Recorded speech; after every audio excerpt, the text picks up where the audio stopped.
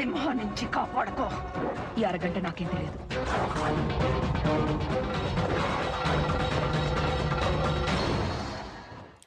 Halo sahabat, Assalamualaikum. Apa kabarnya nih? Semoga selalu sehat dan senantiasa bahagia. Terima kasih sudah subscribe dan selalu setia menyimak video-video Islamita TV tanpa skip. Nah, kali ini Islamita TV kembali hadir tentunya dengan alur cerita film-film pilihan yang akan menemani waktu bersantai sahabat sekalian. Kali ini Islamita TV akan bercerita tentang sebuah film yang berjudul Raki. Film ini menceritakan tentang sebuah kisah seorang pemuda yang membunuh semua mafia yang melakukan kekejaman pada wanita dengan cara membakar pelaku hidup-hidup.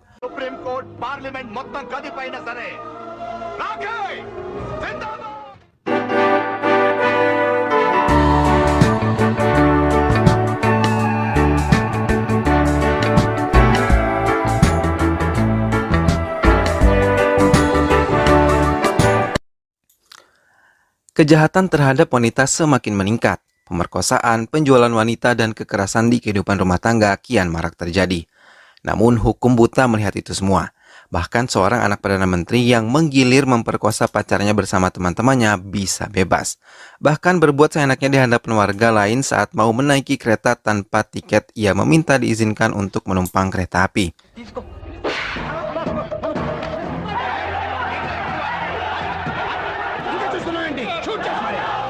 Hal tersebut mengakibatkan semua calon penumpang marah, hingga terjadi kerusuhan. Raki merupakan seorang pemuda yang bekerja di stasiun kereta tersebut, memaksa anak Perdana Menteri tersebut meminta maaf kepada kepala tiket karena telah menamparnya di depan orang ramai. Mau tidak mau, akhirnya Barat meminta maaf menurunkan harga dirinya di depan semua orang. Raki yang memiliki seorang kekasih bernama Tripura, seorang wartawan di TV, selalu mengangkat tentang kekerasan pada wanita. Namun terkadang atasannya merasa bosan dan meminta Tripura mencari bahan lain. Tripura mengatakan bahwa ia memiliki banyak bukti tentang semua kejahatan yang dilakukan kepada para wanita. Tripura mengajak seorang temannya untuk menyelinap ke sebuah gedung yang terdapat para wanita yang siap dijadikan para pelacur.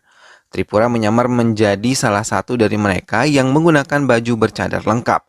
Sambil melancarkan aksinya, Tripura merekam semua kejadian yang ada di dalam gudang tersebut. Namun Tripura tertangkap basah, kameranya diambil dan ia dipermalukan. Saat itu Tripura mau diperkosa sambil direkam. Namun tiba-tiba pintu dihancurkan oleh Raki. Dengan cepat ia memberi pelajaran pada semua orang yang berada di gudang tersebut sampai polisi datang dan membawa mereka semua.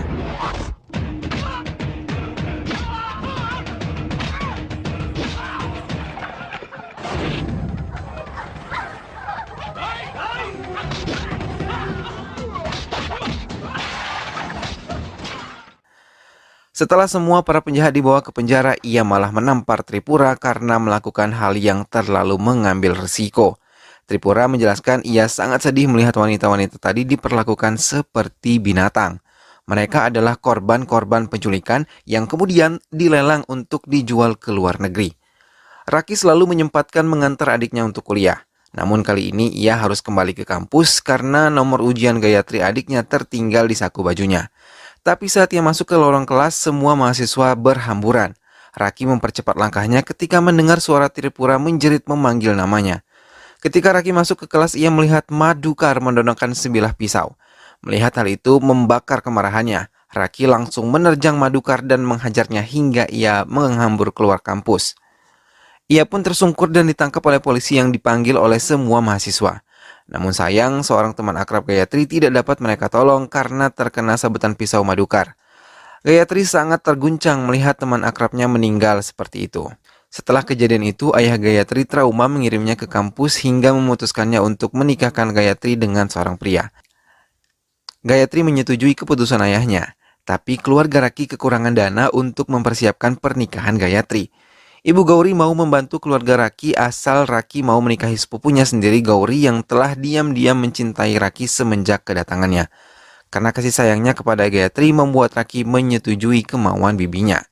Raki pun mengatakan semuanya pada Tripura, tapi Tripura pura-pura menganggap ini candaan, hingga membuat kesal Raki dan meninggalkannya seorang diri.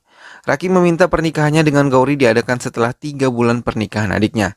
Karena rencananya suami Gayatri akan membawa Gayatri ke Amerika. Namun di rumah Tripura menangis mengadukan masalah pernikahan Raki dan juga Gauri. Pernikahan Gauri pun digelar, semua berbahagia merayakan pernikahan Gayatri. Terlebih Raki yang menangis bahagia melihat adiknya menikah. Tapi ia merasa sedih ketika melepas Gayatri untuk ikut bersama dengan suaminya. Karena semenjak kecil mereka selalu bersama, setelah ibu mereka meninggal sehabis melahirkan Gayatri. Kehidupan pernikahan Gayatri tak seindah yang diharapkan dirinya dan keluarganya. Ia yang tinggal bersama ibu mertua dan adik iparnya selalu diperlakukan buruk dan diperlakukan seperti asisten rumah tangga. Saat Gayatri mendapat kekerasan dalam rumah tangga, Raki tiba-tiba muncul dan melihat itu membuat ia sangat marah. Tapi Gayatri melarang kakaknya untuk memukuli suaminya. Sampai di rumah, Raki menceritakan semua tentang kehidupan rumah tangga Gayatri pada ayah dan pamannya serta meminta mereka untuk menjemput Gayatri. Tapi tiba-tiba Gayatri datang karena mau merayakan festival keagamaan. Raki sangat terkejut ketika melihat telapak tangan Gayatri terkena luka bakar. Hati Raki sangat hancur. Sambil mengolesi obat, Raki terus menangis. Namun air mata mereka semua berubah menjadi tawa ketika Gayatri mengabari dirinya tengah hamil. Ayah Gayatri meminta Gayatri untuk pulang dan menemui keluarga suaminya. Karena bagaimanapun Gayatri telah berkeluarga. Akhirnya ayah dan Raki mengantar Gayatri kembali ke rumah suaminya. Keluarga suami Gayatri yang mengetahui Gayatri hamil berpura-pura baik dan berpura-pura akan membawa Gayatri ke Amerika dan mengubah hidup di sana. Tapi Raki diminta memberikan uang dalam jumlah yang sangat banyak. Raki pun akhirnya menyetujuinya dan menyanggupi keinginan keluarga suami Gayatri. Setelah Raki meninggalkan rumah Gayatri, paman dan keluarga suami Gayatri merencanakan sesuatu yang sangat jahat kepada Gayatri. Ternyata hal itu didengar oleh Gayatri. Mengetahui hal itu, keluarga suami Gayatri marah dan mereka memukuli Gayatri dan mengikat tubuhnya di kursi. Mereka menyumpal mulut Gayatri dan menyiramkan bensin ke tubuh Gayatri. Setelah mendapat uangnya, Raki membawa uang tersebut ke rumah Gayatri. Ibu mertua Gayatri menemui Raki dan berbohong mengenai Gayatri. Tanpa rasa curiga, ia memberikan uangnya kepada ibu mertua Gayatri. Raki tidak menyadari bahwa Gayatri berada dalam bahaya dan meninggalkan rumah Gayatri begitu saja. Selepas kepergian Raki, Gayatri dibakar hidup-hidup oleh keluarga suaminya, bahkan suaminya sendiri. Keesokan harinya, Raki mendapat kabar bahwa Gayatri dirawat di rumah sakit. Dengan cepat, Raki menuju rumah sakit. Raki mendadak mengalami shock yang teramat ketika melihat Gayatri mengalami luka bakar di sekujur tubuhnya. Saat dokter datang, ia mengatakan Gayatri telah meninggal dunia. Dengan langkah lemah, Raki meninggalkan rumah sakit.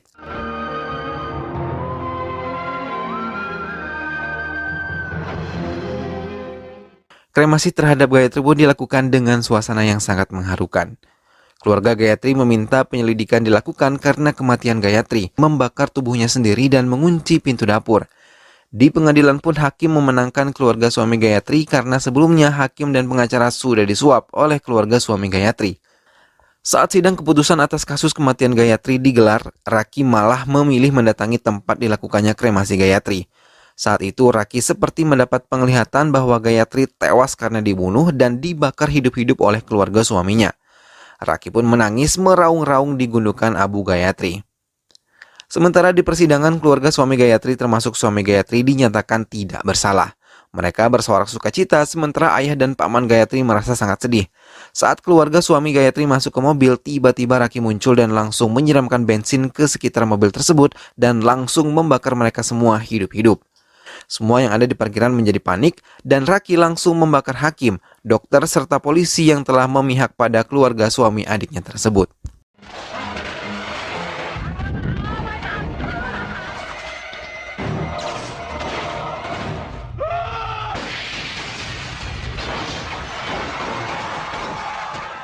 Kepala kepolisian menunjuk Manakasih seorang polisi wanita untuk menangani kasus tersebut. Raki menemui Tripura dan ia menjelaskan mengapa dirinya melakukan pembakaran kepada semua penjahat tersebut. Karena ia tidak mendapat keadilan dan ia tidak mau wanita-wanita di luar sana mendapat perlakuan seperti Gayatri hingga akan ada Gayatri-Gayatri lain yang bernasib sama. Setelah kejadian pembakaran di parkiran pengadilan, Raki memulai aksinya membakar semua pelaku kekerasan pada wanita. Mulai dari pemerkosa, pelaku kekerasan rumah tangga, penjual wanita, semua dihukum sendiri oleh Raki dengan cara membakar mereka hidup-hidup.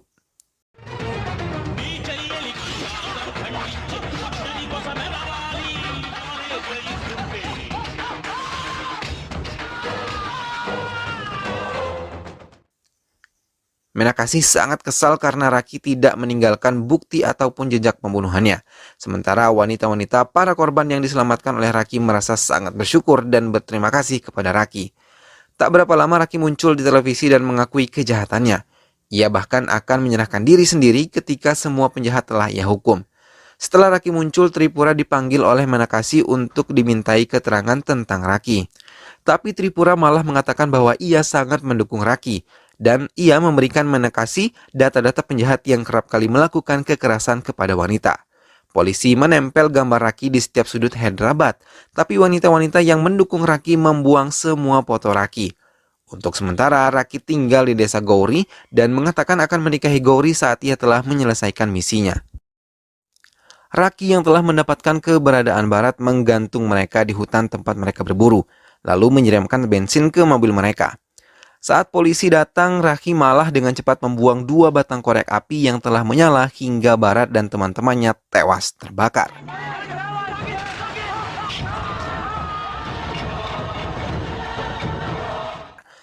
Perdana Menteri tidak terima anaknya tewas dengan begitu tragis, sehingga ia menendang Menakasi di depan semua orang yang hadir di acara kremasi Barat.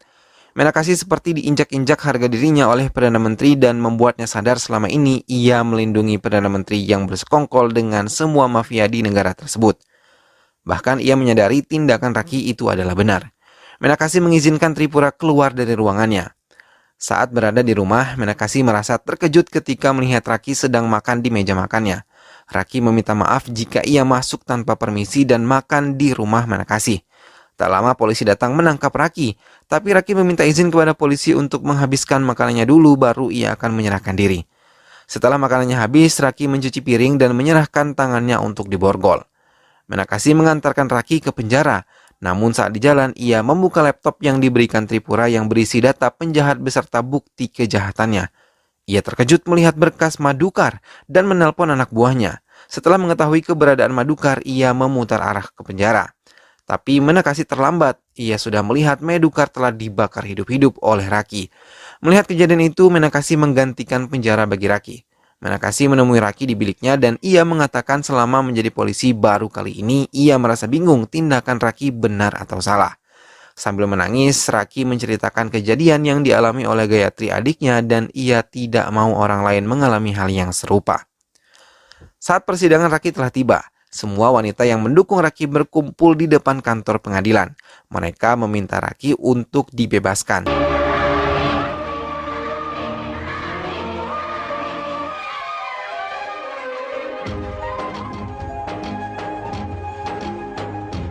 Tapi tiba-tiba Perdana Menteri menelpon. Ia mengatakan bahwa dirinya akan menghancurkan semua pendukung wanita yang dimiliki oleh Raki. Menakasi yang mendengar itu mengadakan pengamanan yang ketat. Tapi saat Gauri memanggil nama Raki, tiba-tiba ledakan terjadi dan menewaskan separuh pendukung Raki. Dengan langkah tertatih, Raki mencari tubuh Gauri dan saat menemukannya, Gauri langsung meninggal di pangkuan Raki.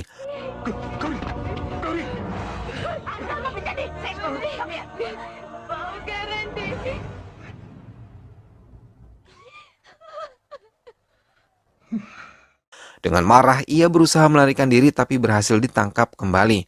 Menakasi mendatangi rumah Perdana Menteri dan menyerahkan surat penangkapan. Tapi semua anak buah Perdana Menteri tersebut tertawa dan mengejek Menakasi. Tak lama Menakasi memanggil Raki dan mengatakan Raki adalah dewa kematian bagi Perdana Menteri. Menakasi membuka borgol Raki dan mengatakan ia diberi waktu 30 menit untuk menghabisi mereka semua. Dengan cepat Raki menghabisi semua anak buah Perdana Menteri.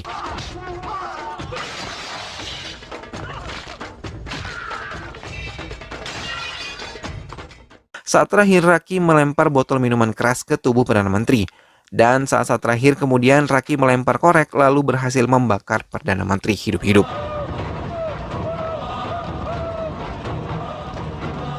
Persidangan akhir pun dilakukan. Semua pendukung Raki memenuhi ruangan persidangan. Tapi Raki meminta waktu 2 menit untuk memberi keterangan sebelum ia dijatuhi hukuman. Raki mengakui membunuh 50 orang yang telah dengan kejam memperkosa, melecehkan, membunuh, menyiksa wanita, serta memperjualbelikan mereka. Apakah wanita hanya menjadi objek kepuasan dan kesenangan pria sehingga dengan mudahnya mereka diperlakukan secara tidak manusiawi? Padahal wanita adalah seorang ibu yang melahirkan penerus-penerus baru. Hakim hanya terdiam mendengar pernyataan Raki. Raki juga mengatakan tidak menemukan keadilan bagi para wanita karena uang yang berkuasa dan melindungi semua penjahat. Kita seharusnya melindungi wanita seperti melindungi ibu kita sendiri. Hakim kemudian menghitung masa hukuman Raki. Semua pendukung Raki berteriak tidak setuju.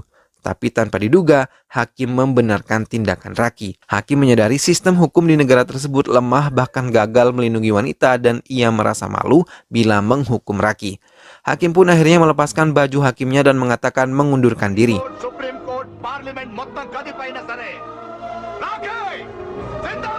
Semua warga senang karena Raki akhirnya dibebaskan. Film pun berakhir bahagia. Nah sahabat, itulah tadi alur cerita film Raki. Kisah perjuangan seorang Raki dalam memperjuangkan keadilan bagi wanita di daerahnya benar-benar patut untuk diapresiasi dan keren banget ya sahabat. Semoga sahabat semua terhibur setelah melihat alur cerita film ini. Terus dukung dan saksikan video-video SLMTV yang lain. Dan jangan lupa untuk selalu klik subscribe dan juga memberi komentar positif serta membagikan video-video SLMTV. Saksikan juga video-video SLMTV yang lain. Kita ketemu lagi di video selanjutnya ya. Sampai jumpa lagi sahabat, sehat selalu. Wassalamualaikum.